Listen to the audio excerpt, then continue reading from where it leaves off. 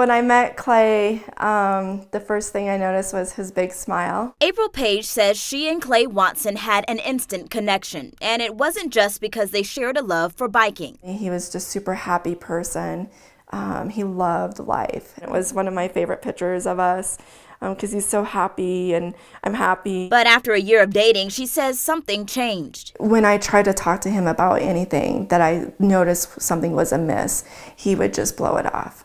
He would be like, oh no, everything's fine. April says Clay was becoming more distant, sometimes angry and uninterested in the things he used to love.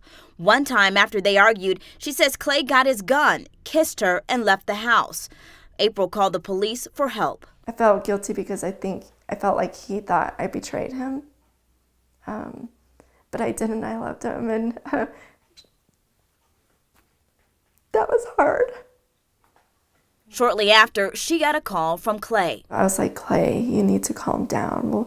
We'll deal with this in the morning. And he hung up. That was the last conversation I had with him. Police found Clay in his car, dead from a self-inflicted gunshot wound. When it comes to men, one of the things that we see in terms of the suicide piece is they go for lethal means pretty quickly. And often they don't talk about it. Clinical psychologist Dr. Justin Ross says that's why loved ones shouldn't be afraid to bring up the topic if they're concerned. And men have to release the stigma around mental illness. He really tried to give this persona of perfection. April says she would tell Clay he didn't have to do that if she could speak with him now.